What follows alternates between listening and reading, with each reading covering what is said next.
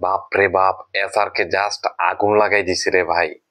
মানে পুরা 2026 সাল একা রাজত্ব করবে কিং খান।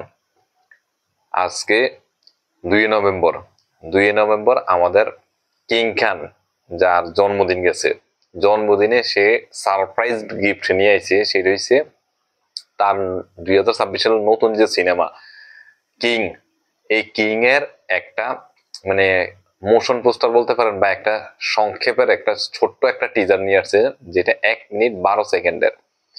1 মিনিট 12 সেকেন্ডে শুধু জাস্ট আগুন লাগাই দিছে। প্রত্যেকটা সেকেন্ডে সেকেন্ডে শুধু আগুন দেখতে পারবেন।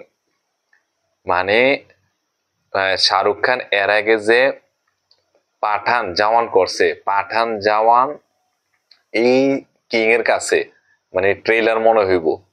মানে সে নিজেরে যে কোন লেভেলে নিয়ে গেছে, বাপরে বাপ। মানে এই জাস্ট এই 1 মিনিট 12 সেকেন্ডের টিজারটা না দেখলে বুঝতে পারবেন না। রেড চিলি অফিসিয়াল ইউটিউব চ্যানেলের মধ্যে দেওয়া আছে। মানে এখন মানে আমি যখন ভিডিওটা করছি তখন প্রায় 9 ঘন্টা হয়ে গেছে। 9 ঘন্টার মধ্যে এটার 17 মিলিয়ন ভিউ হয়েছে আর 343K লাইক। চিন্তা করছেন মানে শাহরুখের মুভি দেখার জন্য যে মানুষ কি ধরনের পাগল হয়ে রয়েছে, এটা জাস্ট এই তার জন্মদিনের এই সামান্য একটা গিফটের মধ্যে বোঝানো গেছে। 2026 সালে এখনো কোনো মানে ডেট এটা ফিক্সড করা নেই তো কবে রিলিজ করব, কিন্তু 2026 সালে মিনিমাম এই সিনেমাটা 3,000 কোটি টাকার ক্লাবে ঢুকবো। হ্যাঁ গাইস, এইটা বলিউড ইন্ডাস্ট্রি বা ইন্ডিয়ান সিনেমার মধ্যে ফার্স্ট কোন সিনেমা হইব যে সিনেমাটা 3,000 কোটি টাকার ক্লাবে ঢুকবো।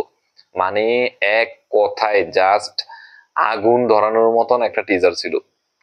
এটার তো এখনো মূল কোনো টিজার আসে নাই। শাহরুখের যে গেট আপ, মানে তার এই 60 বছর বয়সের মধ্যে তার মধ্যে যে ধরনের একটা গেট আপ, তার যে ফিজিক্যাল ট্রান্সফরমেশন করছে এই সিনেমার মধ্যে, জাস্ট আগুন লাগানোর মতন। আপনারা শুধু জাস্ট ইউটিউব চ্যানেলের মধ্যে যান, কিং এর টিজারটা দেখেন, দেখার পর আমাকে অবশ্যই কমেন্টসে জানাবেন। মানে এক কথায় আপনাদের বলবো যে আপনারা এই শাহরুখরে এর আগে কখনো দেখেন নাই।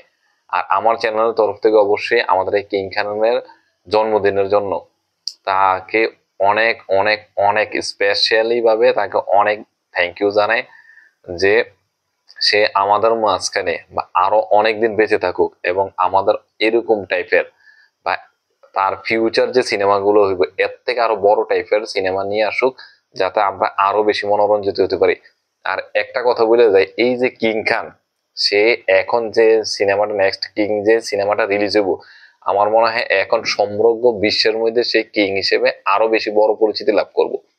মানে এক কথায় জাস্ট অসাম একটা টিজার। মানে কিং সিনেমাটা কোন লেভেলের হইব মানে কল্পনা করা যেত না, এত দুর্দান্ত লেভেলের হইব। বিজিএম দুর্দান্ত লেভেলের করছে, আর অ্যাকশন যে কোন লেভেলের হইব, বাপরে বাপ। আমার মতে সালমান খানের এই বিষয়ে দেখা উচিত যে শাহরুখ কি ধরনের সিনেমা নিয়ে আসতেছে। সালমান ভাই মানে হ্যাঁ তো back to back flop cinema দিতেছে, তার স্ক্রিপ্ট চয়েসও খুব খারাপ হইতাছে। এই জিনিসটা দেখা উচিত আমার মতে, যে শাহরুখকে ফলো করা উচিত, যে শাহরুখ এখন তার বয়সের ভার অনুযায়ী সে কোন ধরনের সিনেমা নিতেছে আর কোন ধরনের অ্যাকশন প্যাকেজ সিনেমা নিতেছে। বাপরে বাপ, মানে পুরা আগুন লাগে 2026 সাল। মানে পুষ্পা 2, KGF 2, মানে সব কিছু অফ করে দিব একমাত্র কিং এ।